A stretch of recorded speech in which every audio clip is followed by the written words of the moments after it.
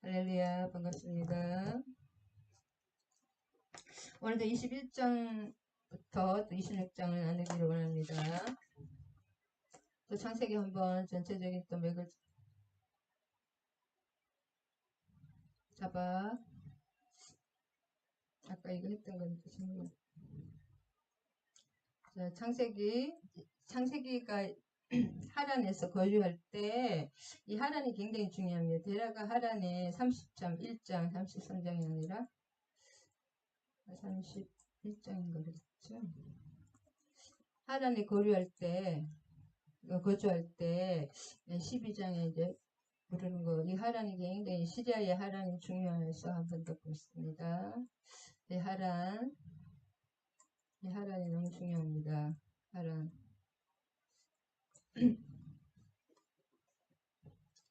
그래서 하란에 거주할 때, 그래서 이 하란에서 이 창세기 아브라함의 데라의 가족, 아브라함의 가족들이 엄청나게 창성하게 한참 오랫동안 근데 제2의 고향으로 엄청나게 번성했던 것을 알 수가 있습니다. 예, 이거는 말고, 제가 찾아낸 거.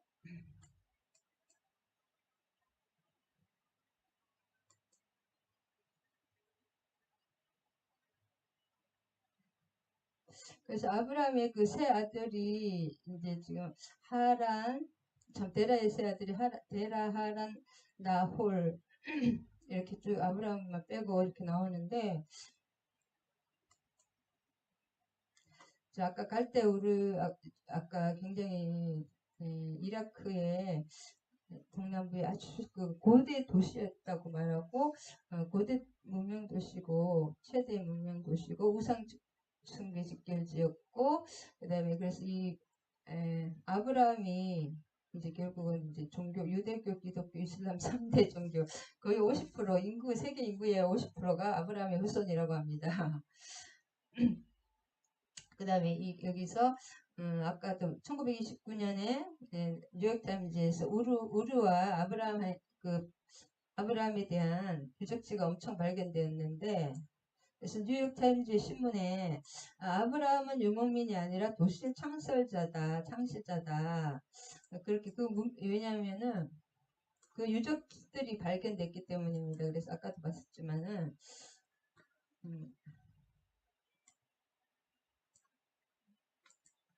그래서 여기서 뉴욕타임즈의 우르와 아브라함의 유적이 발견돼서 아브라함은 유목민이 아니라 도시의 창설자고 2600에서 주전 2400년 바벨로니아 강력한 도시국가를 했다. 우르가 얼번, 그래서 얼번이라고 URBAN 그 도시를 얼번이라고 하는데, 이 우르에서 여기서 나왔다고 합니다. 도시가. 그래서 우리가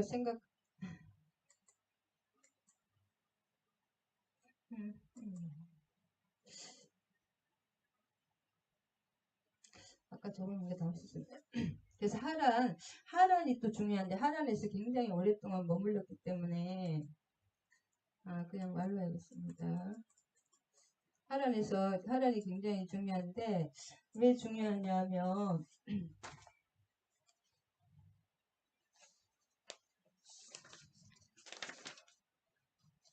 하란에서 그 1933년에 여기 이제 그 하란 이쪽에 하란 부근에 시리아 부근을 엄청 탐사를 많이 했는데, 1933년부터 계속 탐사를 하는 중에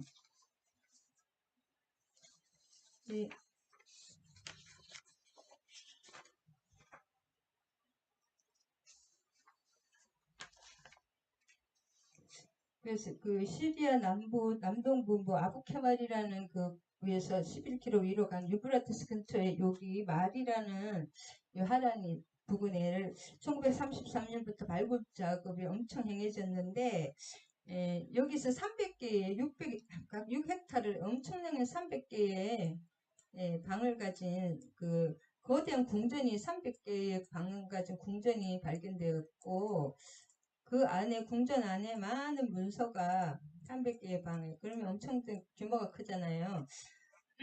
궁전 문서 보관소에서 2만여 점의 점토판 문서가 나왔습니다. 2만여 점의 문서가 나왔는데 점토판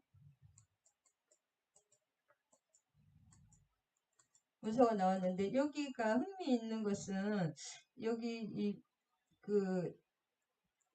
이 도시 이름들이 쭉 적혀 있었는데 이 도시 이름이 하란이 있고 나홀이 있습니다. 하란의 아들이죠. 나홀. 그 다음에 나홀 도시 이름이 하란이라는 도시가 있고 나홀이라는 도시가 있고 데라라는 도시가 있었다. 이 점토판 문서에 데라도 있었고 그 다음에 수룩이라는 도시도 있었고 벨렉도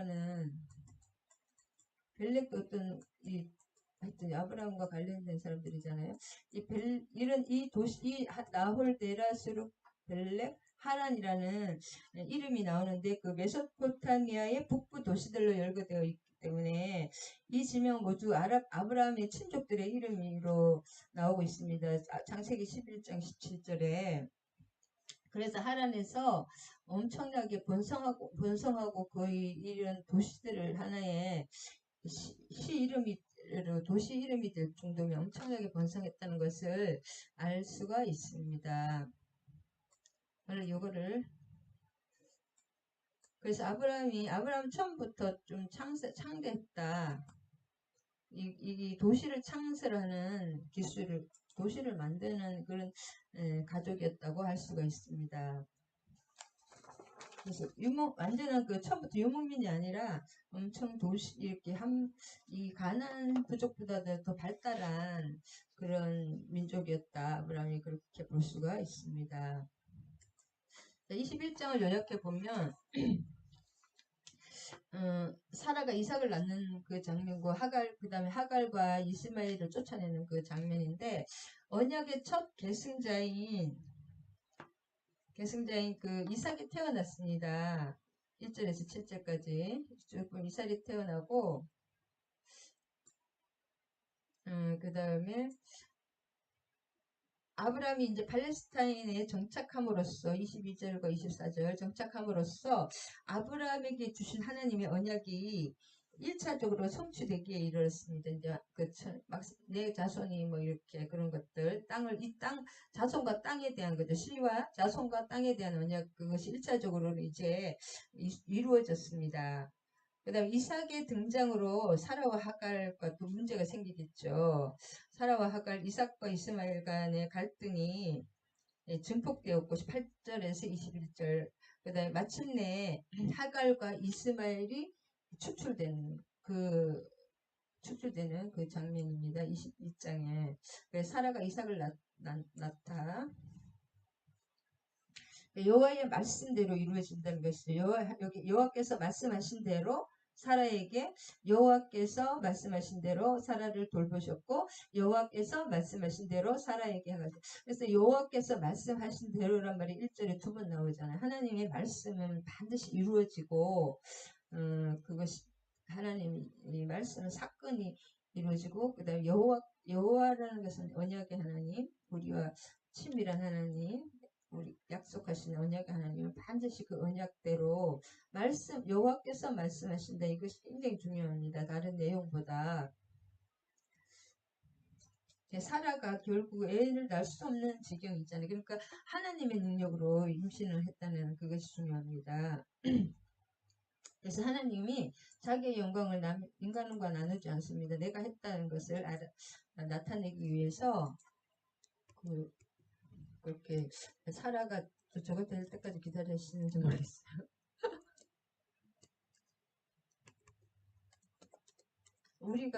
하나님은 우리가 인간이 진짜 완전히 심령이 가난해 나는 아무것도 못해요. 그때 일을 하시는 것 같아요. 항상 성경에도.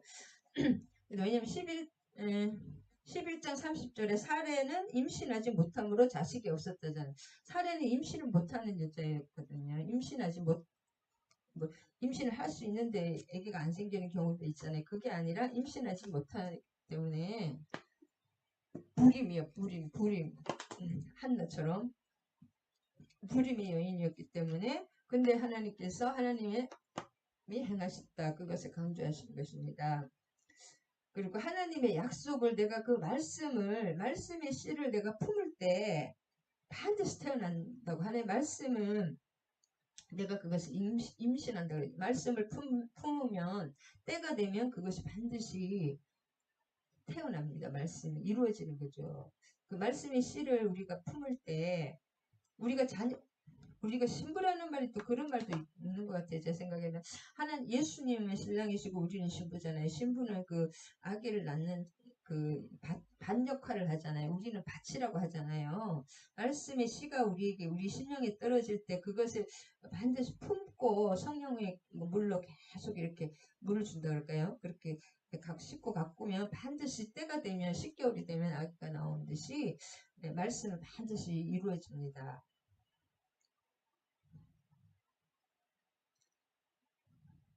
그래서 12장부터 계속 12장에 언약을 하시고 하란에서 아브라함을 부르시고, 그러니까 하란에서 아까도 보셨지만 그 아브라함 족속이 굉장히 일가가 도시를 막 여기저기 창설을 하고 엄청 잘 살았다는 거잖아요. 도시 이름이 많았으니까. 그걸 정신없이 그냥 세상에서 잘 살고 있으니까 언약을 잊어버리고 하나님 또 다시 22장 1절에 완전히 그 본토 친척 아비집을 떠나라. 너무 잘 살고 있었기 때문에 그것을 떠나라는 그렇게 불렀던 12장에 그 말씀이 있는데, 그래서 하나님이 주신 말씀이 비록 좀 우리가 생각하기엔 더딜지라도 점점 무르익어가는 과정이다. 그다음에 하나님의 주신 말씀에 때로는 우리가 세상에 또 막 이렇게 집착하기도 하지만은 그 점점 그게 물들어간다 그럴까. 하나님 말씀 처음엔 작지만은 시작은 미약하나 마지막은 진짜 이렇게 우리를 이렇게 물들게 하고 우리를 압도하는 그 과정이 구체적으로 우리에게 이제 이루어지는 그 압도해가고 물들어가는 과정입니다. 그 다음에 사라가 임신하고 노년에 아브라함에게 아들을 낳은. 얼마나 좋겠습니까? 100살에 아이를 낳았잖아요. 25년 동안 기다렸는데. 이삭도 하나님이 주신 이름이죠. 아들 이름하여 이삭이라고 하였고, 그 다음에 이삭이라고. 주어가 하나님이라는 거죠. 다 주어가 하나님 주권인, 결국 절대 주권인 하나님의 절대 주권. 하나님이 하셨다. 하나님이 이삭이라고 또 여호와가 하셨다. 계속 그 여호와 이름은 처음에 2번 나오듯이 약속과 사랑의 하나님이 우리 인생에게 어떻게 하시는가, 그것을 여호와께서 말씀하시고 여호와께서 말씀하신 대로 행하신다. 그것이 믿음입니다. 이게 1절이 이렇게 굉장히 말씀을 버리면 안 되는 거죠. 말씀을 품고 계속 말씀을 품고 계속 기다리고 인내하며 기도해야 되는 것입니다. 2절에서 여기서 전능하신 하나님 2절 4절에서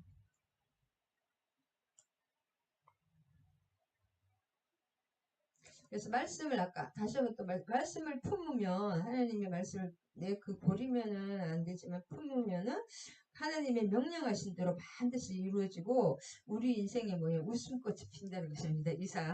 기쁨이 온다는 것입니다. 지금은 좀 웃을 일이 없고 힘들지만 그 말씀을 품을 때 언젠가는 그 때가 되면 하나님의 그 가이로스 때에 하나님의 가장 좋은 때에 이삭을 주신다. 웃음을 주고 기쁨을 주시는 것입니다. 말씀을 이루어 주셔서. 그래서 노년에 아브라함은 불가능하죠. 할아버지잖아요. 2절에 사라도 90세고 아브라함도 100세잖아요. 그래서 5절에 아브라함이 이삭이 그에게 태어날 때에 100세라. 인간의 소망이 끊어졌을 때 이제 그 하나님의 그 기적의 역사가 일어나는 것 같아요. 일어납니다. 그냥 중간에 일어나면 내가 했다고 할 거 아니에요. 사람을 교만해서. 그래서 하나님은 자기의 영광을 꼭 인간에게 나누지 않습니다.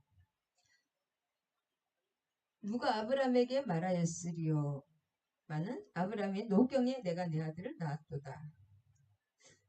사라가 자식 젖을 먹이겠다고 할 수가 없는 거죠. 왜냐하면 사라는 아이를 낳을 수 없다고 나오잖아요. 사라는 임신하지 못한다. 11장 30절에. 근데 사라가 임신해서 자식을 젖먹이고 아브라함에게 늙음하게 노경에 내가 아들을 낳았도다 하니라. 네. 그러면 반드시 하나님의 말씀이 하나님의 시기에 이루어진다는 것입니다. 하나님의 때에 하나님 말씀 안에 우리가 거하는 것이 그 말씀을 붙들고 말씀 안에 거하는 것이 중요하다. 하나님 내가 큰 민족을 이룰 것이다. 그러면 하나님은 현재 이제도 계시고 전에도 계시고 장차 오시니 영원히 계시는 분이시지만 하나님께는 시간이 없잖아요.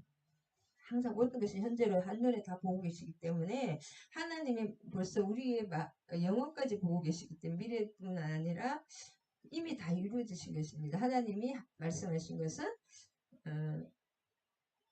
사건이 말씀하시는 순간 우리 눈에는 안 보이지만 이미 이루어지신 것입니다. 영적인 세계에서.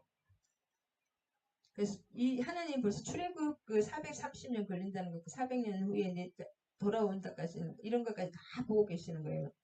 결국은 다 끝까지 다 보고 계십니다. 하나님은.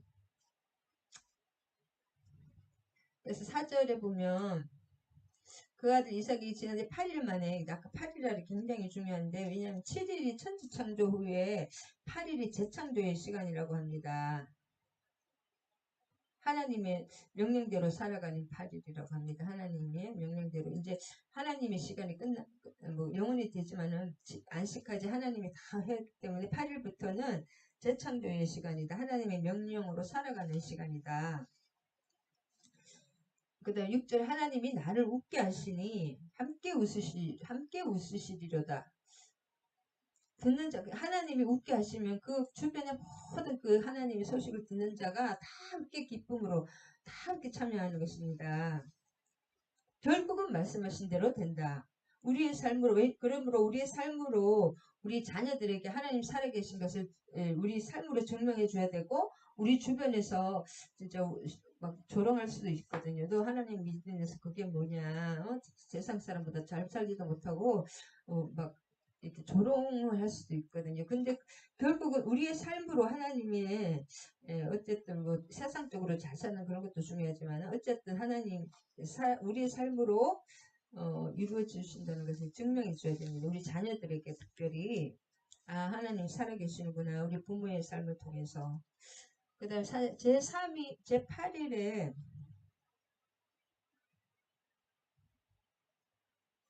이거 아니네.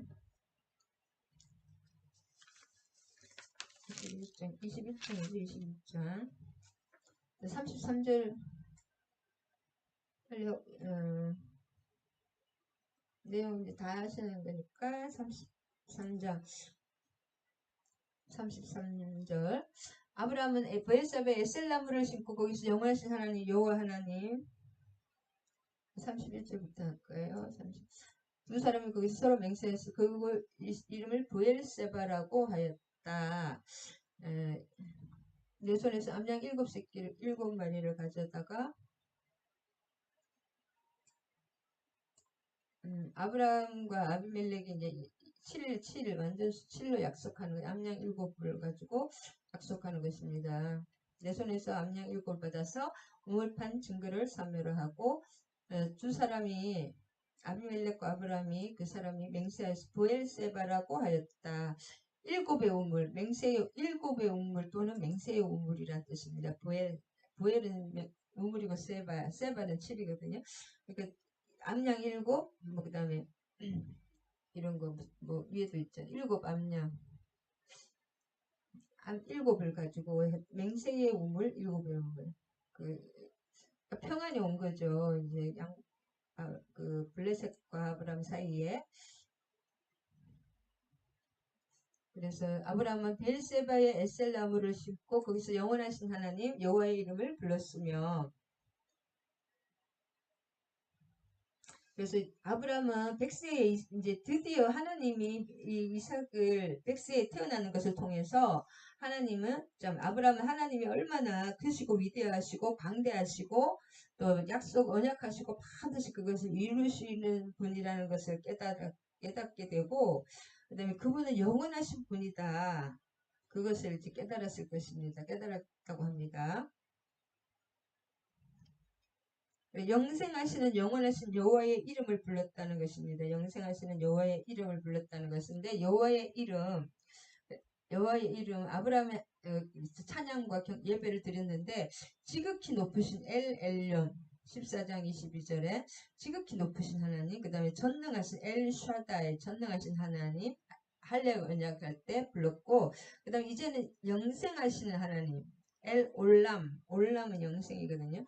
영원하신 하나님을 이름을 부름으로써 하나님은 진짜 오고 오는 세대에 걸쳐서 자기 백성을 돌봐주시는 분임을 고백하고 있으니 그의 이제 이름으로써 아브라함의 신앙이 점점 그 연약한 신앙에서 계속 그 뭐예요? 계속 그 이집트와 그 가나안의 중간지대에서 계속 살았잖아요. 가나안도 아니고 이집트도 아니고 세상도 아니고 어떻게 하나님도 아니고 왔다 갔다 또 애굽으로도 갔다가 막 그런 세상으로 갔다가 왔다가 또 이렇게 자꾸 이렇게 확실한 넘어지고 현실을 보면서 타협하고 막 이스마엘을 낳고 여러 가지 과정을 이제 사례를 또 막 이방 팔아먹었달까 여러 가지 실수를 하면서 영적으로 점점 이제는 신지식이 한층 하나님이 이런 분이시죠. 하나님에 대해서 엄청 그 많은 신지식이 깊어졌음을 알 수가 있습니다. 여호와의 이름을 불렀다는 것은 그렇게 예배를 제사를 드렸다는 것입니다.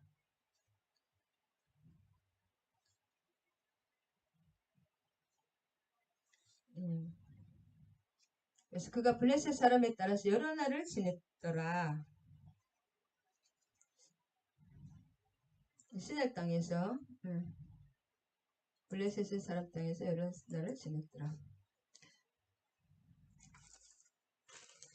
그래서 하나님이 다 처음부터 가나안에 가라고 했더니 가나안에서 진짜 뭐 젖과 꿀이 흐르는 것이 아닌 것을 알 수가 있어요. 점점 성장해가는 것입니다. 그다음에 22장은 이삭을 번제로 드리라 하는 그 과정이고 그 과정입니다. 그 다음에 이삭을 번제로 드리는 거. 그 다음에 하나님이 준비하신다는 것입니다. 이것은 하나님의 여호와의 사자가 이제 내가 하나님을 경외한 줄을 하나님이 순양을 준비하고 계시잖아요. 그래서 1절에 2일 후에 그 보엘세바에서 그 에셀나무를 심고 영원하신 하나님을 기념했잖아요. 그 일 후에 하나님이 이제 아브라함을 시험하시려고 그를 부르시니 아브라함이 이르시되 내가 여기 있나이다. 왜 그 일 후에 하나님의 시험은 테스트 이거 악한 영의 시험은 뭐라 그래요? 사단의 기원한 시험은 에베소서 2장 2절 미혹 이런 거죠. 이렇게 미혹하고 인간을 이렇게 죄에 빠뜨리라는 거고 인간을 타락하게 하는 유혹입니다. 시험은 두 가지가 있죠. 하나님에 의한 시험과 사탄에 의한 시험.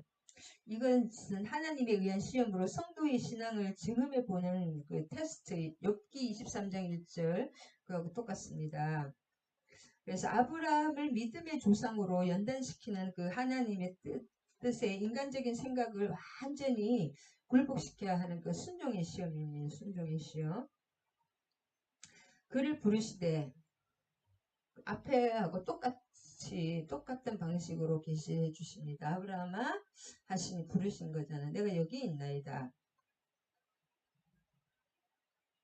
그래서 참 이것도 힘든 시험이지만은 하나님이 그렇게 너무 잘 아시죠? 그래서 쭉 생략하고 하나님이 번제할 어린 양은 자기를 친히 준비하시리라. 앞으로 모든 그 일어날 모든 일이 하나님의 뜻 안에서 온전히 그리고 선하게 이루어질 것임을 믿는 확신에 찬 그 대답이라는 것입니다. 하나님이 자기를 위하여 친히 준비하신 이게 믿음의 말, 믿음의 말이 이렇게 나오는 것입니다. 그래서 이 말이 변하는 것을 보면 아브라함이 이제 보다 현명하고 성숙된 신앙인으로 완전히 변화하였음을 알 수가 있습니다. 그래서 하나님이 보시기에도 아브라함이 이제 최상의 그 어떤 성숙한 신앙인이 되었기 때문에 시험을 하는 거지. 아직도 아브라함이 미성숙한 신앙일 때는 이런 시험을 하지 못하는 것입니다. 그래서 아브라함이 신앙이 엄청나게 이제 진짜 그 시험을 이삭을 믿음으로 드릴 수 있을 정도로 지금 믿음이 이렇게 성숙한 신앙으로 변화했다는 것을 보여줍니다. 8장의 8절에 보면. 그 다음에 이제 이삭도 혈기왕성한 나이잖아요. 묵묵히 순종하였다. 예수님의 그 순종과 스스로 속죄물이 되어준 십자가에 주신 그 예수님의 모습, 그리스도의 순종과 속죄 사역을 예표한다고 합니다. 그 다음에 칼을 잡고 이게 순종의 마지막 행위라고 합니다. 그러므로 이삭은 죽은 목숨이나 실제로 하나님이 안 밝았으면 죽었잖아요. 죽은 목숨이나 다름이 없기 때문에 이삭은 죽었으나 살았고 죽이지 않았으나 이삭은 이미 죽었고 죽었으나 또 살았다. 그런 예수님의 어떻게 그런 거 있잖아요. 우리가 십자가에 죽을 때 부활하듯이 예수님처럼 그런 죽었으나 살았고 살았으나 죽었다.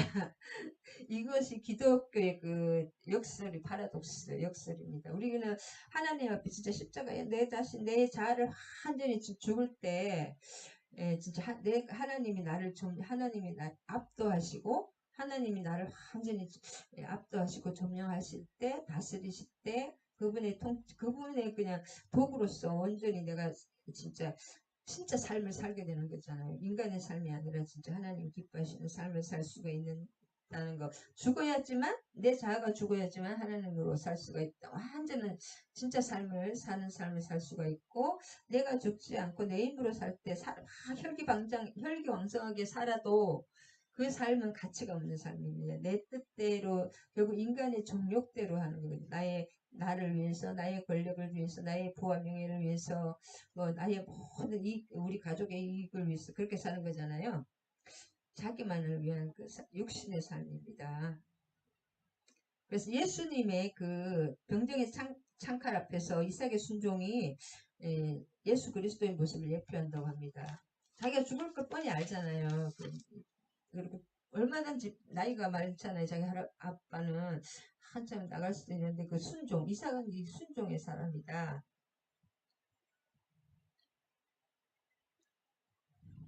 그래서 이삭의 하나님, 그래서 아브라함의 하나님이라고만 하지 않습니다. 아브라함과 이삭의 하나님, 항상 아브라함과 이삭이 붙어 나오는 것이 이삭의 순종이 있었기 때문에 아브라함이 이 순종의 테스트가 축복될 수가 있었다. 그러니까 이삭의 하나님, 그래 아브라함과 이삭의 하나님입니다. 왜냐면 이삭의 순종도 엄청난 거예요. 여호와의 사자 하갈에게 현현하셨던 16장 7절에 동일한 성육신 이전에 예수 그리스도라고 하십니다. 내가 여기 있나이다. 11절에 아브라함아 급하게 부르시는 것입니다. 1절과 7절에도요.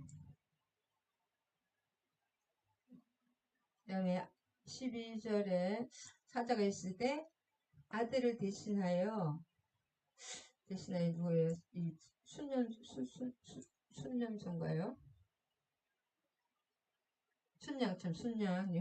순양, 이건 예수 그리스도를 대표하시죠. 이 11장에 아까 그 여호와의 사자도 하갈에게 현현하셨던가 동일한 성육신 이전에 예수 그리스도라고 합니다.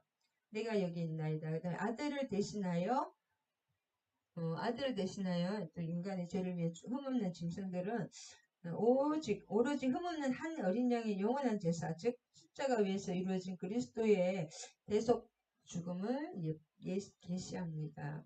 예시한다고 합니다. 그래서 그래서 그때 순종할 때 그 다음이 하나님 열어주십니다. 항상 그 하나님 눈을 열어주시는 게 계시잖아요. 하나님이 자기 자신을 이렇게 열어서 보여주시는 눈을 하나님이 계시한다는 것은 우리가 어떻게 그 영원하신 하나님을 우리가 알겠습니까? 우리에 대한 뜻을 아는 거죠. 우리에 대한 부분만 아는 하나님 우리에게 하시는 그 뜻을 아는 것이 하나님을 아는 것입니다. 계십니다. 다른 사람 것까지 어떻게 다 알겠습니까? 그 하나님의 우리는 작은 머리로 그렇기 때문에 우리에 대한 그것을 아는 것이 계시다. 여호와의 산에서 이 내용 아니고 여호와 이레 여호와의 산에서 준비되리라 그 땅을 이름을 여호와 이레라 하였다. 그래서 여호와께서 돌보신다. 여호와 이레 여호와께서 성도에 쓸 것을 다 미리 아시고 공급해 주시는 분임을 찬양하는 기념비적인 이름입니다. 여호와 이레 여호와께서 다 미리 아시고 공급해 주시고 돌보신다. 그래서 우리 성도의 구원은 아브라함의 순양을 예비하시는 하나님이 우리 성도의 구원은 하나님께서 미리 예비해 두신 그 구원 계획에 따라 우리가 믿고 순종할 때에 비로소 온전히 주어지는 것을 보여주십니다. 여호와께서 내가 나를 명세 내가 내 아들 독자다 하께서 하냐.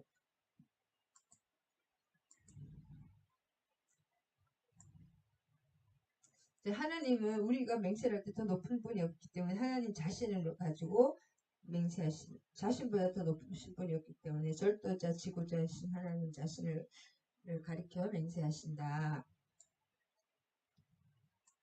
그래서 이거 지난날에 똑같은 다시 한번 약속해줘요. 자손과 땅에 대한 약속. 내 씨가 번성하여 하늘의 별과 같고 바닷가의 모래 같게 하는 내 씨가 그 대적의 성문을 차지하리라.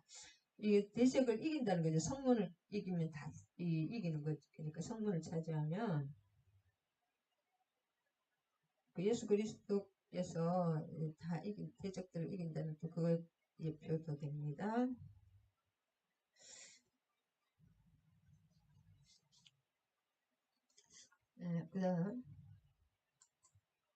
그다음에 23장을 요약하면 아브라함이 막벨라 굴을 사는 것입니다. 막벨라 굴 23장 빨리 해야 되기 때문에 막벨라 굴 헤브론에 마무리의 그쪽 상술이 나면 다 헤브론에 그다음 그 내용입니다.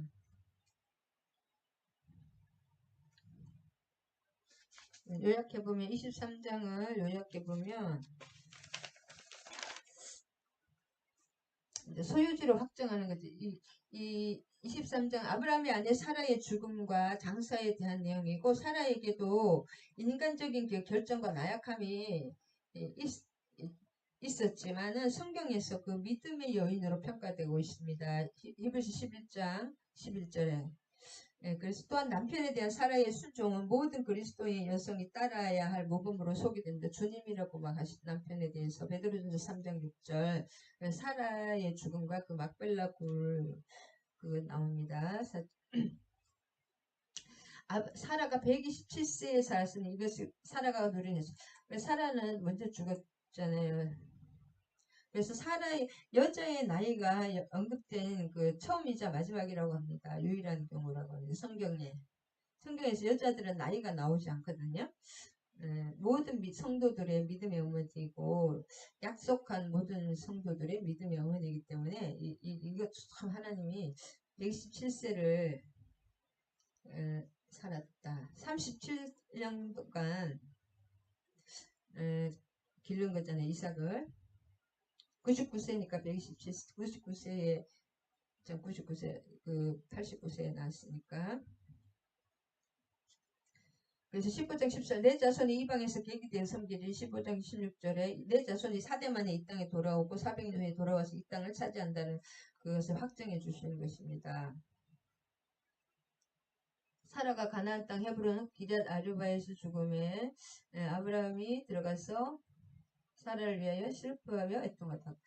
아르바라는 그 거인 이름이잖아요. 거인 아르바라는 거인 이름이 있습니다. 실제로 이제 거인을 아르바라기도 하고 거인의 동네 성읍이라는 거죠. 성읍.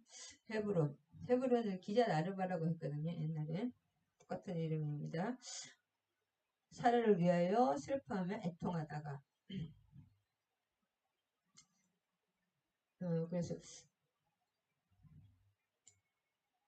23장을 보면 4장에 4절에 당신네 중에 나그네에 고려하는 자이니 당신 중에서 내게 매장할 소유주를 주어 내가 나의 죽은 자를 내 앞에서 내어다가 장사하게 하시오. 사라를 장사하게 해달라고 땅을 사는 거잖아요. 그 거주민 너구네잖아요. 거류하는 사람. 토지를 소유하지 않았다. 본향이 우리의 본향 하늘나라죠.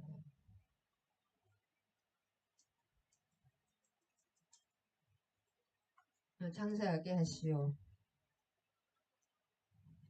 그래서 그 땅을 이름이 에브론이잖아요. 그 땅 주인이 에브론입니다. 그 땅 이름은 헤브론이고 그래서 헤브론인지 모르겠지만 에브론인데 그래서 그 땅을 10절에 보면 에브론 쪽 중에 앉았더니 성문에 들어온 자가 아브라함에게 대답. 성문이 모든 재판소기도 하고 모든 곳이라고 했죠. 사람들이 다 증인도 있고 하기 때문에 많은 사람이 보는 데서 샀다는 것입니다. 그리고 그 굴만 사면 실은 이 헤브론이 그냥 공짜로 주려고 했던 것이 아니라고 합니다. 공짜로 주려고 했대. 그 굴만 만일에 그 무덤 장사지만 주면은 그 땅에 그 밭에 대한 세금을 계속 내야 되기 때문에 밭까지 다 주고 밭까지 다 사면은 세금을 내지 않아야 되기 때문에 밭까지 다 사기를 바랐다고 합니다. 그래서 왜냐하면 값을 정확하게 밭값을 밭에 돈을 얘기했잖아요. 에브론은 실은 공짜로 주려고 했다는 건데 그것은 아닙니다. 그래서 400세겔이라고 15절에 말했고 400세겔이라고 분명히 말을 했잖아요. 에브론이. 그래서 이건 넉넉히 차고 넘치게 말한 거라고 합니다. 에브론이 욕심대로. 그래서 그것을 다 치루었다. 확정이 됐다는 것입니다. 18장에. 모든 그 헷족 속의 땅이니까 모든 사람이 이제 아브라함의 땅이라는 것이 확정이 됐다. 성문에서 모든 사람이 다 봤다는 것입니다. 그 후에 아브라함이 아내를 마므레는 곧 헤브론이라. 마므레 상술에 나무 그 자리가 헤브론입니다. 그래서 이 헤브론이 결국은 열두 정탐꾼이 정탐했던 곳이 헤브론이고 결국은 갈렙이 차지했던 곳이 헤브론이다. 왜 그 사람들이 왜 헤브론이 역사적으로 굉장히 중요한 곳이기 때문에 헤브론을 정탐한 것입니다. 자기네 땅이기 때문에 돈을 치른 아브라함이 이와 같이 그 밭과 속한 굴이 햇속 속으로부터 아브라함이 매장할 소유지를 확정됐기 때문에 자기의 땅이라기 때문에 자기가 아브라함의 조상이 돈을 충분하게 치른 땅이기 때문에 헤브론에 대한 그게 있잖아요. 자기 것이라고 주장할 수 있기 때문에 그 열두 정탐꾼이 헤브론 땅을 정탐했다. 그리고 그 땅에 가장 또 거인 족속들이 지키고 있었다. 하나님은 가장 악하게 방해하는 그 길이 나의 길입니다. 하나님의 악한 영이 막 우리를 방해하는 그곳이 내가 갈 곳이다. 24장을 이렇게 보면 아들을 위하여 이삭의 아내를 빨리 해야 되겠네요. 이삭의 아내를 구하는 것이고 이삭의 아내 리브가 구하는 과정에서도 얼마나 하나님의 인도하심과 함께 하심이 굉장히 깁니다. 34절까지밖에 없네요.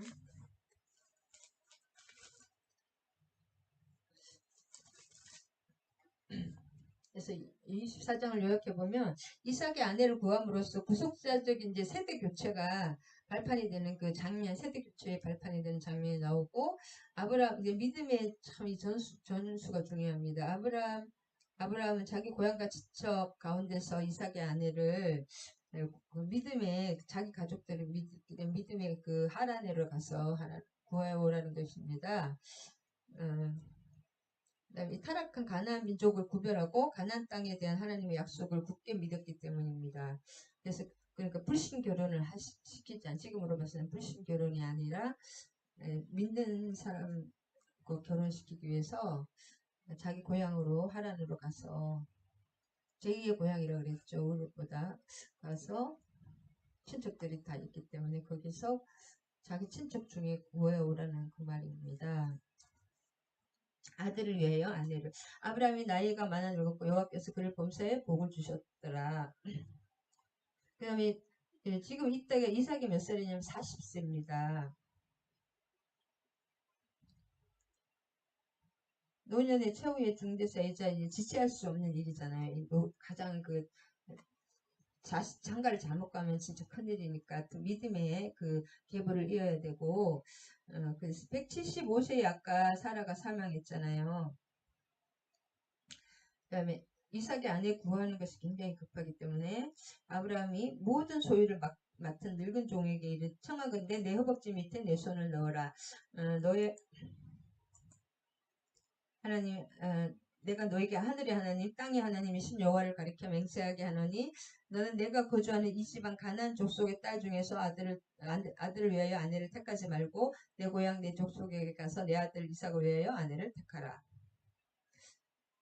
이게 이렇게 실제로 아브라함이 이렇게 자기가 그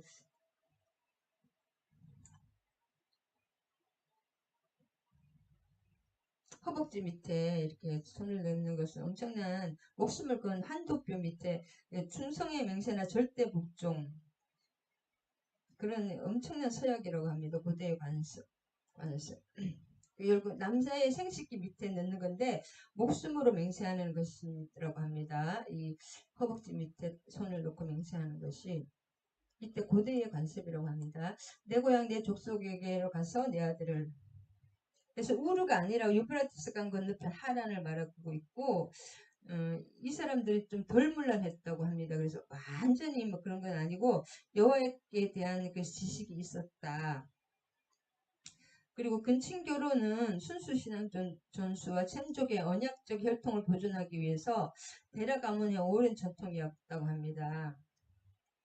왜냐하면 믿는 사람이 자기 가족 가문뿐이기 때문에 그 아브라함이 그 데라 가족들 중에서 결혼할 수밖에 없잖아요. 불신이 아니라 믿는 결혼이면. 그래서 그 오래된 전통이라고 합니다. 그래서 하란에서 헤브론은 600km고 우르까지는 1500km가 넘는다.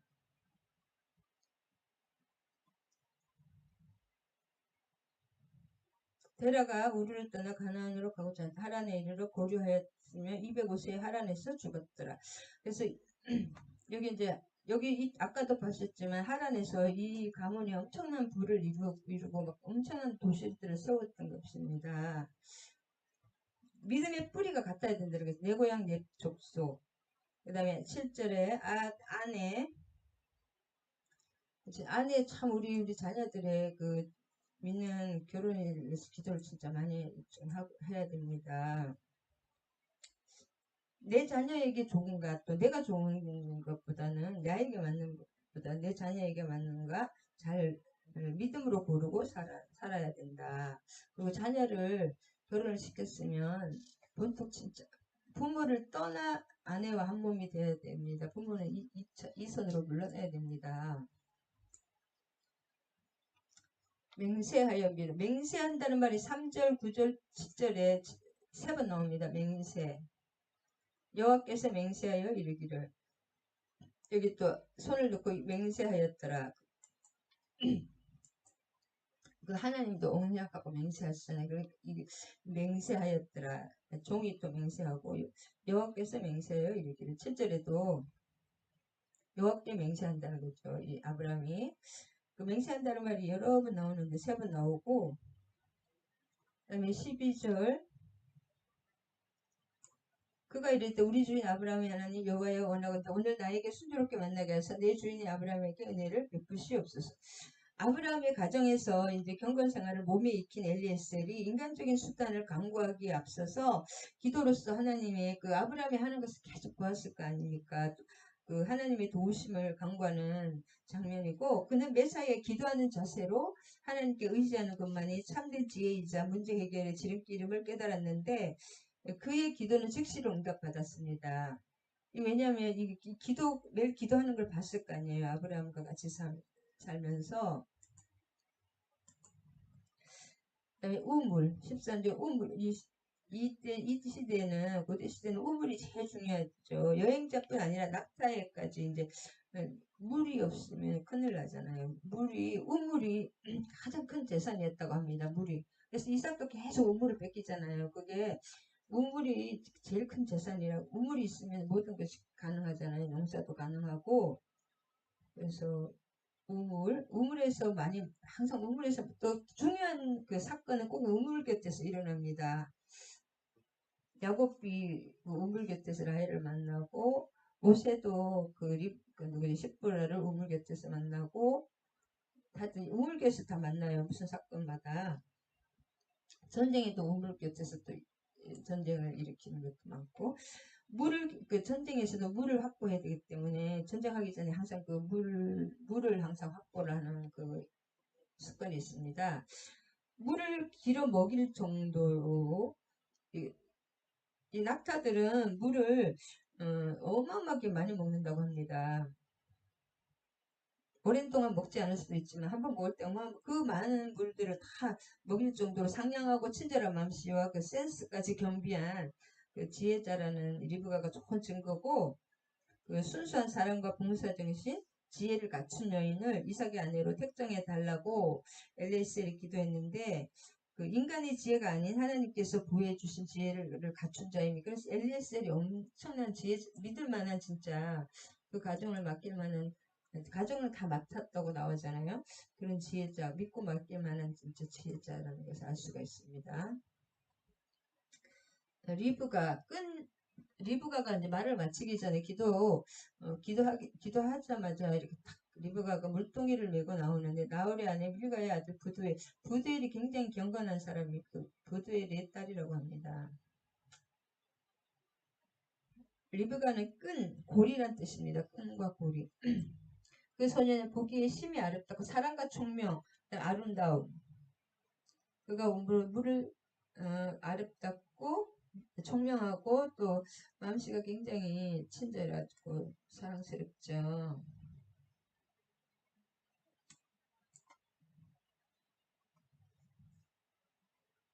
그래서 아까 낙타를 막 배불리 먹게 하고 장기간 물을 안 마실 수 있죠. 낙타가 한 번 물을 마실 때 어마어마하게 많이 마신다고 합니다. 그래서 몇십 번을 왔다 갔다 했을 거라고 그만큼 얼마나 친절한지 알 수가 있습니다. 리브가가.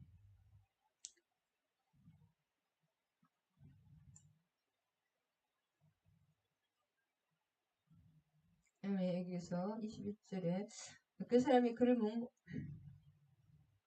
묵묵히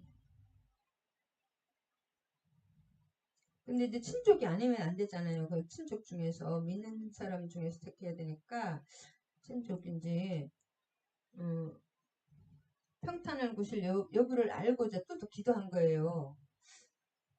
아무리 친절해도 또 그 믿는 가족이 아니면 안 되니까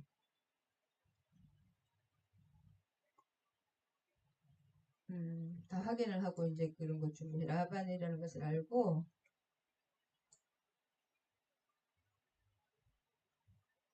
27절에 성도에게 언제나 신실하시 이분 나의 주인 아브라함이 하나님 여호와를 찬송하나이다. 나의 주인에게 주의 사랑과 성실을 그치지 아니하셨사오니 여호와께서 길에서 나를 인도하사 내 주인의 동생 집에 이르게 하셨나이다 하니라.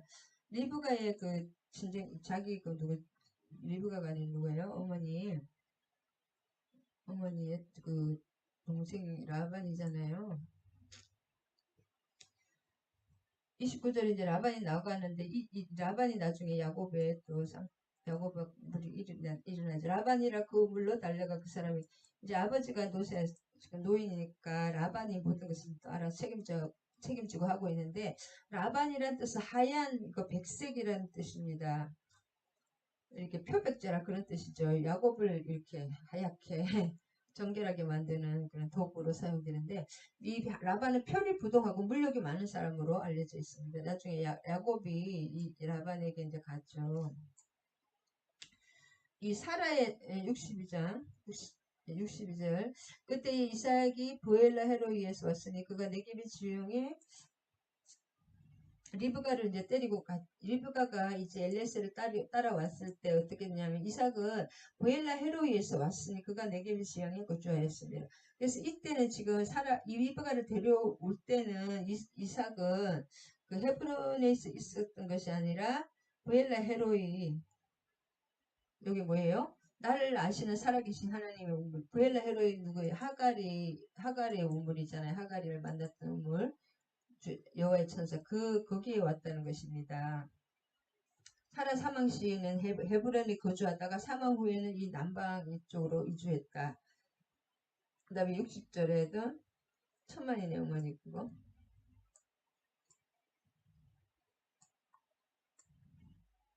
리브가에게 축복하면 너는 천만인의 어머니가 될지어다. 내 씨로 내 원수의 성을 얻게 할지어다. 이 당시에 천만인의 자식이 많은 게 가장 큰 축복이잖아요. 고대에는. 그러니까 이것은 그냥 관례적인 기원이었다고 합니다.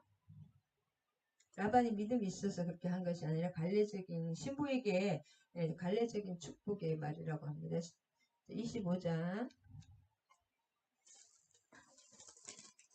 25장 얼마 남지 않았습니다. 24장이 굉장히 길어가지고 그 스토리라서 25장은 아브라함이 죽는 얘기가 이스마엘의 후예들 나오고 에서가 장자의 명분을 파는 거 그거까지 나오는데 25장을 간단하게 아브라함이 죽으니 요약해보면 최초의 족장 아브라함의 죽음으로써 이스라엘의 세 번째 족장 야곱의 출생 및 장자권 획득에 관한 내용까지 이어지고 있습니다. 지금 족장들의 이렇게 흐름이고 특히 번성하게 되리라고 하는 하나님의 약속은 그두라가 이제 첩이라고 나오는데 이런 게서 원래는 그냥 아내라고 나오거든요. 이런 게 같은 데는 첩이라고 나오는데 원어에 그래서 그두라가 있었습니다. 또 새로운 아내 그두라 하갈 그리고 사라에서 태어난 그 자손들로 인해서 아브라함 생전에 이미 성취되고 있었습니다. 그래서 아브라함이 후처를 맞이했으니 그 이름은 그두라라. 아브라함이 이제 후처를 맞이했으니 그 이름 그두라고 이렇게 많은 시므란과 역단과 무단과 미디안과 이스박과 수아를 낳고 역사는 스바와 드단을 낳았으며 드단의 자손 이게 쭉 이렇게 나옵니다. 그래서 창세기의 기록 순서에 따르면 아브라함이 이삭이 결혼 후에 사라의 사망 후에 그두라를 맞아들인 걸로 그렇게 나타나고 있지만 그러나 역대상 1장 32절에 보면 그두라가 첩으로 묘사되어 있기 때문에 첩이라는 것은 본처가 있는 때 맞아들이는 게 첩이고 본처가 없을 때 맞아들이는 것은 그 아내잖아요. 그래서 첩이라고 나오기 때문에 역대상 1장 30절에 나오고 있습니다. 첩을. 그러니까 누군가가 살아있을 때 있었다는 거잖아요. 그두라가. 그리고 창세기 25장 6절에 서자들도 정확하게 번역하면 첩들의 아들들이었거든요. 첩들의 3세기 25장 6절에 그 서자들 그 번역하면 첩들의 아들. 이 말은 그래서 아브라함이 하갈 외에도 첩을 더 주었음을 의미하면 하갈이 첩이잖아요. 그 외에도 첩을 더 주었다는 것을 의미하고 따라서 아브라함은 사라의 생존 시에 그두라를 첩으로 둔 듯합니다. 왜냐하면 사라가 이제 애기를 못 낳을 그런 거니까. 2장 그두라는 향기란 뜻이고 원래 원어에는 후처가 아니라 그 이샤 부인을 맞이하였다고 나오고 그리고 아들이 시므란 찬양하는 욕산 세사냥꾼 무단 분쟁 이스박 버리는 자 6명의 자녀가 다 족속을 다 이루었습니다. 그 다음에 5절에 보면 아브라함이 이삭에게 자기의 모든 소유를 주었다. 그래서 자기의 모든 소유를 줬다는 것은 모든 그 재산을 물려줬다는 것이 아니라 자기의 그 신앙과 그 모든 그 신앙의 삶 그것을 물려줬다는 건 그 가나안 땅에 살게 하였고, 그럼 이 서자들에게는 돈을 뭐 살 수 있게 해줘야 되잖아요. 그래서 서자들에게도 재산을 다 주어서 자기가 살아있을 생전에 그 다 이삭을 떠나서 동쪽으로 가게 하였더라. 왜냐하면 같이 살면 이삭을 괴롭힐 수가 있잖아요. 또 이 많은 자손들이 서로 간에 이렇게 경쟁이 일으키고 싸울 수가 있기 때문에 살아생전에 돈을 줘서 다 이렇게 보냈다. 이삭을 보호하기 위한 분쟁을 미연에 방지하고 언약 자손의 순수한 혈통을 보존케 하기 위한 그런 그 조치였습니다. 이삭을 보호하기 위해서. 그래서 재산이 잘 배분되지 않으면 독이 되고 그렇습니다. 이것도 진짜 풍부 돌아가셔서 돈 많은 그렇게 재산적을 안 내는 사람 막 싸움 나오잖아요. 아브라함의 향년이 175세더라. 아브라함이 175세에 향년이라는 것은 살아간 횟수의 날들이라는 뜻입니다. 그러니까 하루하루가 삶이지 하루를 사는 거고 그 순간을 사는 것이지 하루하루가 모이는 것이다.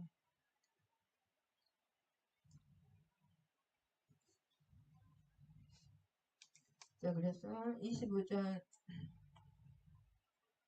25절에 보면 먼저 나온 자는 적고 전신이 토록 같은 이름을 에스라 하고,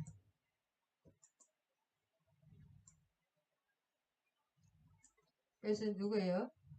에서와 야곱이 태어나는 거잖아요. 아람 족속 부두에 있던 그 리브가가 아들을 낳는데 그 중에서 에서가 붉고 에서 뜻이 자체가 붉었다는 뜻이 아드모니 아담이란 뜻이 붉은 흙이란 뜻이거든요. 아드모니 전신에 또 많고 털옷 같아서 이름을 에서라 하고 에사오 거친 털이 많은 뜻입니다. 이 에사오가 그 다음에 피부가 굉장히 붉어서 별명이 에돔이었습니다. 그리고 에돔은 에서의 그 자손들인데 피부도 이게 나온 데 붉었다 그러잖아요. 그래서 붉다고 너무 발그레 해서 에돔이라고 이름이 별명을 불렀다. 그래서 에돔 족속이 되는 것입니다. 후에 나오는 손으로 에서의 발을 잡았으므로 야곱이라고 하며 리브가 아들 낳을 때 이삭이 60세였더라. 그러니까 20년 후에 나는 거네요. 결혼한 후에. 야곱은 아카브, 발꿈치를 잡는다는 뜻이고 나중에 이제 이스라엘 하나님과 교류한 1인자로 바뀝니다. 그 다음에 속이다, 발꿈치를 든다, 배반한다, 불의로 뒤를 친다 그런 뜻입니다. 배반자 막 그런 뜻입니다. 야곱은 발꿈치를 잡는다, 발꿈치를 든다는 얘기는 배반한다는 그런 뜻이고 뒷담 맞춘다 막 그런 뜻이거든요. 사기꾼이라는 뜻이잖아요. 그 다음에 30절에 보면 야곱에게 이르되 내가 피곤하지 붉은 것을 내게 먹게 하라 한지라. 그러므로 에서의 별명은 에돔이다.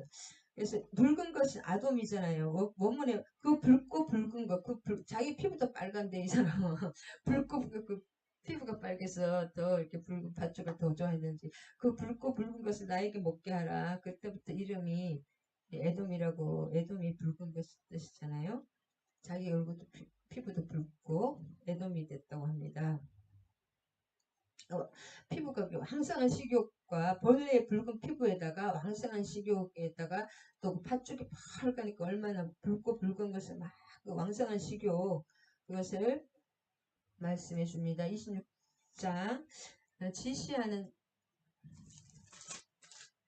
그래서 그 팥죽을 장자권을 파는 것까지가 있고 26장은 이삭이 그랄에 거주하고 그랄 그 아비멜렉과 계약하는 거 그다음에 에서의 이방인 아내들 두 줄만 딱 나오는데 자, 이삭이 26장을 예욕하면 이삭은 아비멜렉을 두려워하여서 아내 리브가를 누이라고 속입니다. 똑같이 아버지하고 어떻게 똑같이 몰릴 수 있어요.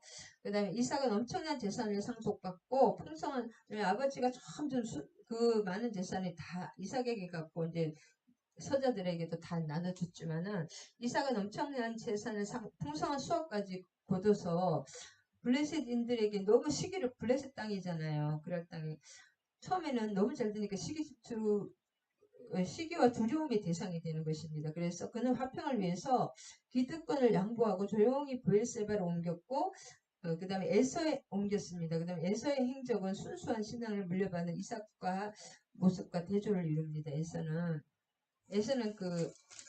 이상하게 됐잖아요. 이방인 아내들을 에서가 40세 34장과 34절과 50절에 보면 이방인 해쪽 속 딸과 해쪽 속 딸도 두 명 그들의 이삭과 리브가의 마음에 근심이 되었더라. 그러니까 그 이방 그 며느리 두 명이서 이삭과 리브가에게 근심이 되었다는 거잖아요.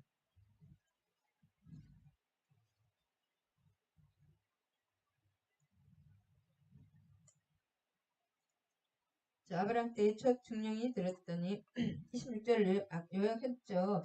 자, 아브람 때의 첫 흉년이 들었더니 흉년이 들 때 이삭이 그랄로 가서 블레셋 왕 아비멜렉에 이르 자기 아버지하고 또 흉년이 들면 그러니까 꼭 그랄이 어디에요? 꼭 이집트로 갈라는 그 중간이 그랄 땅이거든요. 그 블레셋 그 남동부에 그쪽 블레셋 땅인데 그래도 이삭을 축복하시는 하나님께서 주시는 축복은 당대에 끝나지 않는다. 이삭이 이제 그랄 땅에, 왜냐면 이삭은 굉장히 이제 그 신앙적인 것보다는 자기가 엄청난 재산을 물려받았잖아요. 그리고 책임감이 그 많은 식소들과 아버지가 물려받은 그런 것들이 있기 때문에 그것을 다 유지하기 위해서 엄청 이제 노력을 하는 것을 볼 수가 있습니다. 가나안 최남단이거든요. 그랄이. 거기서 조금만 더 가면 애굽이기 때문에 여차하면 애굽으로 가려는 건지 모르겠지만 이삭은 약속의 자녀고 믿음의 자녀잖아요. 근데 이삭은 비겁하고 또 유약했다. 축복받을 순종하는 그런 거는 축복받을 만한 그릇이 되지 않았다는 것입니다. 왜냐하면 이 블레셋 아비멜렉이 또 벌써 이렇게 자기 아내를 누이라고 그런데 하나님께서 여호와께서 이삭에게 나타나 이르시되 애굽으로 가지 말고 내가 내게 거주하는 땅에 거주하라. 지시하는 땅 하나님께서 직접 애굽으로 실제로 이제 이 이삭은 저기 뭐예요? 흉년이 들으니까 먹고 살기 위해서 애굽으로 내려가려고 이렇게 하는 중이었는데 하나님께서 애굽으로 가지 말라고 내가 지시할 땅에 거주하라 그렇게 나타내시는 것을 알 수가 있습니다. 그래서 모든 행복을 줄 것 같은 그 하나님의 약속의 땅 가나안에 왔지만 이삭도 흉년이 들고 그래서 그걸 보면 아브라함도 계속 흉년이 돼서 애굽으로 내려갔다가 계속 그랬던 것처럼 믿음의 사람과 인생 그 하나님이 인도하시는 길에도 인생의 위기가 많다는 것을 알 수가 있습니다. 흉년이 왔다는 건 고난이 왔다는 거죠. 먹고 살기도 힘들고 그럼 아브라함의 부가 있었기 때문에 이삭은 엄청 더 많은 재산도 많고 책임이 더 많았을 것입니다. 그래서 애굽으로 가는 도중에 그랄에 머물게 되었다. 그래서 이 땅에 거류하면 내가 너와 함께 있어서 내게 복을 줘. 이제 애굽으로 가지 말고 이 땅에 거하라는 것입니다. 너와 함께 하나님께서 여호와께서 내 자손에게 주리라. 내가 모든 땅을 아브라함에게 맹세한 그 가나안 땅을 다 준다는 것입니다. 그 다음에 내가 자손을 하늘의 별과 같고 아브라함의 약속을 그대로 이삭이 물려받았습니다.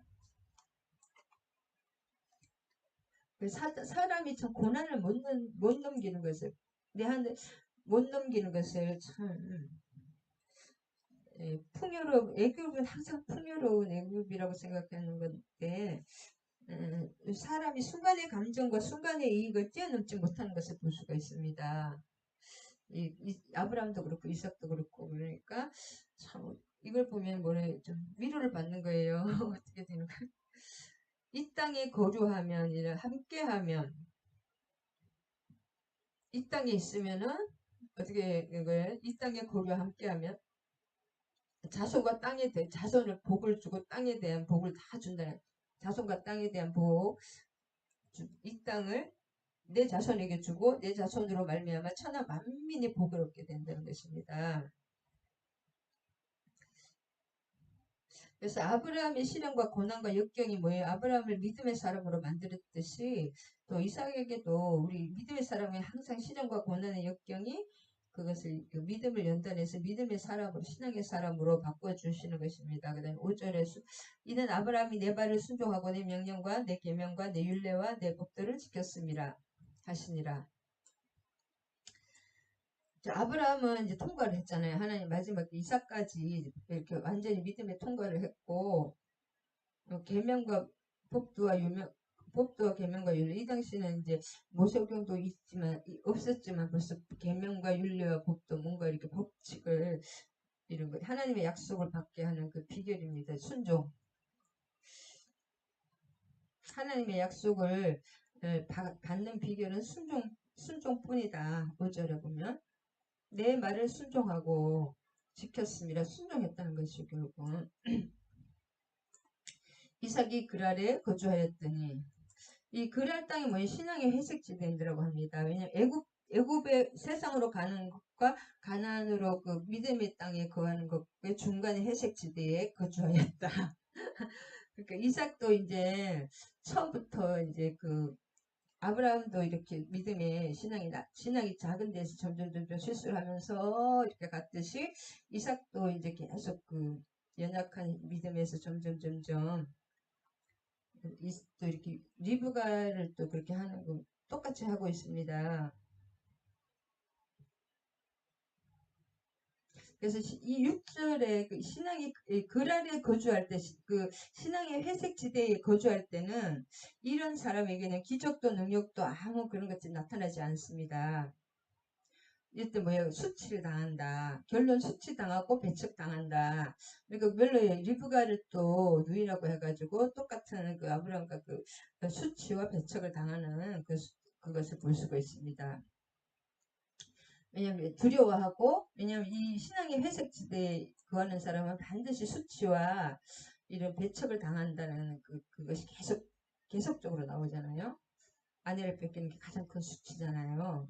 사람을 무서워하고 하나님을 두려워하고 사람을 무서워하지 않아야 되는데 이 사람을 무서워하는 거잖아요. 그럼 살기 위해서 환경을 두려워하고 살기 위해서 거짓말을 하기 시작하고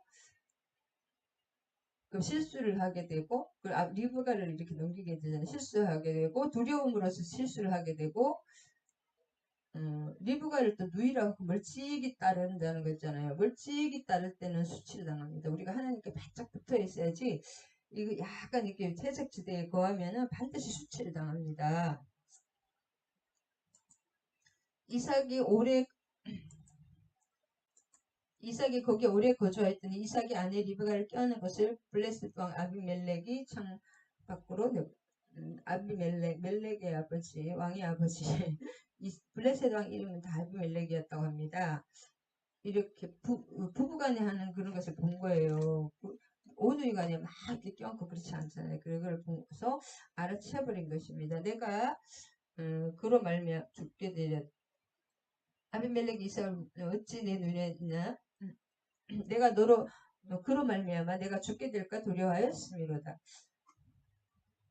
이때만 해도 힘센 그 아주 미인 아내가 있으면 남편을 죽이고 그냥 차지하는 그런 약간 그런 세대이기 때문에 아내가 너무 예쁘면 참 위험한다고 합니다. 그래서 유약하고 아비멜렉은 동치마였고요. 내가 우리에게 이 죄를 참 이걸 보면 이삭도 유약하고 비겁하고 거짓말하고 실수의 사람이었지만 하나님은 이런 사람을 쓰십니다. 사람에게는 실수와 실패와 허물이 있는 중에 믿음의 사람으로 하나님이 만들어가는 거지 처음부터 이렇게 완성된 사람으로 나오는 사람은 없습니다. 그래서 아브라함과 이삭 아브라함도 그랬고 이삭도 그랬고 예수님 12제자 성경의 모든 믿음의 사람들도 처음에는 다 유약하고 신앙에 비겁하고 야곱도 다 그렇죠. 그런 것을 변하게 그런 걸 볼 수가 있습니다. 12절에서 14절이 이삭이 변하기 시작합니다. 이삭이 그 땅에서 하나님은 너무나 이방 왕을 통해서 이 가정을 보호해 주잖아요.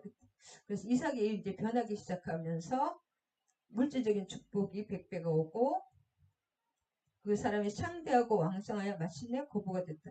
이삭이 이제 이 고난을 통해서 엄청나게 이제 믿음의 사람으로 하나님의 사람으로 변해가는 것입니다. 왜냐하면 이방 사람이 이렇게 한다는 것은 하나님이 보호하심이잖아요. 근데 이렇게 축복을 막 받기 시작하면은 시기질투를 할까요, 안 할까요? 양과 소가 때를 이루고 힘이 많으므로 블레셋 사람이 그러시게 이렇게 너무 잘 되면 옆에 사람이 반드시 시기 질투가 옵니다. 축복에는 시기와 질투가 옵니다. 애굽에서도 그때 403년 노예 전력 처음에는 막 이렇게 하다가 나중에 노예로 막 두려워하여 노예로 만들었듯이 출애굽기 1.9절에 이렇게 똑같습니다. 그래서 너무 잘 될 때 옆에 시기 질투가 있으니까 조심해야 된다. 이삭이 그곳을 떠나 그랄 골짜기에 장막을 치고 거기 거주하며. 그래서 우리를 떠나라는 거예요. 이제 왕이 네가 우리보다 크게 강성한 자 우리를 떠나라. 그래서 블레셋 땅에 15년간 거주하고 그랄 골짜기는 이제 가사 남동쪽 15km인데 그 약간 블레셋 땅이 그래도 살기가 좋은 것 같아요. 15년 동안 거주했다는 것입니다. 이삭이 그것을 떠나라는 게 떠나야죠, 이제. 우물들의 이름을. 그 아버지 아브람 때에 팠던 우물들을 다시 팠으니 이는 아브라함이 죽은 후에 블레셋 사람이 그 우물들을 메웠습니다. 이삭이 그 우물들의 이름을 그의 아버지가 부르던 이름으로 불렀다. 이런 걸 보면 굉장히 그래도 잘한, 이렇게 막 조약도 하고 하지만 삶이 굉장히 샘군을 살아있는 생수. 그래서 우물 이름을 계속 이렇게 우물 이름이 있잖아요. 우물 이름이 뭐 대적이란 뜻이고 뭐 상대방 다툼, 대적 그런 뜻이잖아요. 그만큼 삶이 힘들었다는 거죠. 이방 땅에서 이삭의 종들의 골짜기를 타서 생분을 또 얻었다는 거죠. 생명수. 마임하임이라고 살아있는 물 생수라는 뜻이거든요. 생근원, 생수의 근원. 그 다음에 우물을 다음에 에세기를 우물을 파가지고 이름을 에세기라고 하였더니 다투어서 이방 땅에서 왜냐면 그 고초와 비애를 느낄 수가 있습니다. 우물이 생명이잖아요. 어마어마한 최고의 재산인데 했더니 또 뺏기고 다투는 거잖아요. 뺏기고 그 다음에 또 우물을 팠더니 신나라 하였더라.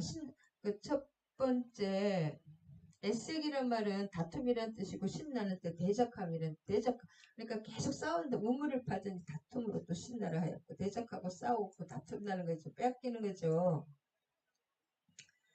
그래서 22절 블레셋 사람이 더 이상 자기들의 영토라고 합법적으로 이제 주장할 수 없는 곳으로 옮겨버리는 거예요. 계속 뺏기니까. 그래서 이삭이 이제 다 옮겨서 다른 우물을 봤더니 더 이상 다투지 아니한다. 왜냐하면 이제 블레셋 사람들 땅을 거의 주장할 수 없는 그 지역으로 옮기니까 르호봇 넓은 공간이라는 뜻인데 넓은 공간. 여기 이제 다툼이 없겠죠. 공간이 넓고 마음대로 한다는 것이고 이삭이 거기서부터 브엘세바로 올라갔더니 왜 또 브엘세바로 올라갔냐? 블레셋 사람들의 끊임없는 압력 때문에 그 블레셋 사람들이 다윗 때까지 계속 이스라엘을 끝까지 이때부터 괴롭혔습니다. 블레셋이 엄청 크레타 섬에서 미케네 문명에 쫓겨서 크레타에서 온 사람들이기 때문에 그 마케도니아 헬라 문명자이기 때문에 철기 문명을 가지고 굉장히 문명이 발달했습니다. 해양 사람들이 빠르잖아요. 그래서 미개한 사람이 그 블레셋이 지금 그래서 블레셋 땅이라고 하잖아요. 그 땅을 팔레스틴. 한마디로 주인이죠. 그 사람들이.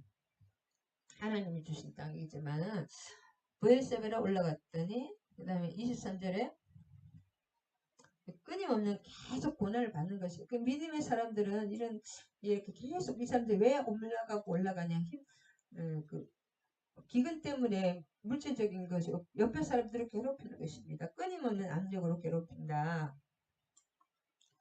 그럴 때 하나님은 너무 힘들 때 꼭 나타나십니다. 그 밤에 이 연약한 이삭이 얼마나 그 할아버지 할머니 때 그 아이도 약해요. 굉장히 약하더라고. 할머니의 젖을 먹고 자란 아이들. 그렇기 때문에 이삭도 몸이 좀 약했는지 모르겠지만 너무 혼자잖아요. 딱 그것도 형제도 없고 다 저거니까 다 떠나보내고 나는 내 아버지 아브라함의 하나님이니 두려워하지 말라. 내 종 아브라함을 위하여 내가 너와 함께 있어 내게 복을 주어 내 자손이 번성하게 하리라 하신지라. 그래서 이삭은 참 이렇게 이삭이 순수하고 그냥 연약한 이삭이 얼마나 괴롭힘을 받았겠습니까? 그럴 때 떠나고 쫓기고 그럴 때 하나님이 나타나서 아브라함을 위하여 내가 복을 주리라 내가 자손이 번성하리라 그렇게 약속을 해주시는 것입니다. 이삭이 그곳에 제단을 쌓고 여호와의 이름을 부르며 거기 장막을 쳤더니 이삭의 종들이 거기서도 우물을 받더라. 그래서 우물이 제일 중요하잖아요. 이 사막에서 약간 건조한 교회에서 물이 없으면 모든 것이 죽습니다. 그래서 최초의 단을 이삭의 신앙이 이제 그동안에는 이삭이 단 쌓았다 그런 게 하나도 없어요. 이 처음에 최초의 대단을 쌓는 것이면은 이삭이 이제 신앙의 중심이 하나님 중심으로 심화되어 가고 있다는 그것을 보여주십니다. 이게 제단을 쌓고 이삭이 쌓은 제단, 스스로 쌓은 제단은 처음이거든요. 그래서 이제 고난을 당하고 다음에 이제 하나님밖에 없구나 그것을 깨달아서 하나님 중심으로 이제 그 신앙 중심으로 그 신앙이 굉장히 이렇게 올라가는 것을 볼 수가 있습니다. 그래서 우물로 인한 다툼이 계속 강우력이 많지 않기 때문에 이런 예로부터 이 우물이나 그 샘물의 소유권을 둘러싸은 싸움이 굉장히 그 전쟁이 일어날 정도거든요. 그래서 이 다툼은 피를 흘리는 싸움으로 확대되어 가기도 했기 때문에 이삭이 계속 장소를 옮긴 것도 결국 싸우고 그러면 피를 흘리고 전쟁이 될 수 있기 때문에 그런 것을 피하기 위해서 이렇게 하는 것입니다. 이 당시 우물 가진 사람이 시장이고 우물 가진 사람이 왕이래요. 우물이 가장 중요하기 때문에 그래서 참 그 삶이 이삭의 삶이 고난으로 인해서 이제 제단을 쌓는 삶으로 바뀌고 있는 것을 알 수가 있습니다. 아멘. 하면 여기까지 하겠습니다.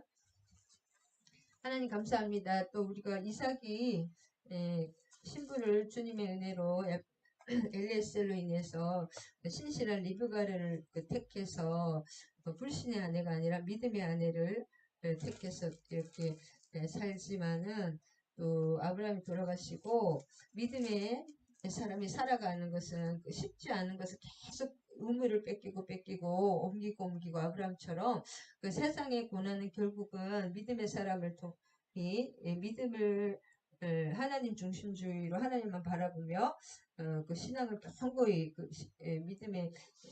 믿음의 사람으로 견고히 세워나가는 것이 하루아침에 세워지지 않고 수많은 고난과 그 삶의 여정을 통해서 하나님의 사람으로 세워지는 것을 바라봅니다. 우리도 그 힘들 때 하나님께서 항상 우리와 언제나 영원히 함께 하시면서 우리가 아주 힘들 때 나타나셔서 또 위로하시고 힘을 주시고 내가 너와 함께한다 말씀해 주시는 그 하나님을 바라봅니다. 우리도 아브라함과 이삭처럼 또 믿음의 그 선진들처럼 살아계신 하나님의 우리 눈동자 같은 뿔꽃 같은 눈동자로 우리를 품고 계시고 또 힘을 주시고 붙들으셔서 결국은 우리의 믿음의 사람으로 우리를 성숙한 신앙인으로 만들어가는 하나님의 역사 구속의 그 귀한 사랑의 은혜인 줄 깨닫고 감사하며 나아가기를 원합니다. 모든 말씀 우리 주 예수 그리스도의 힘 받들어 감사드리며 기도드립니다.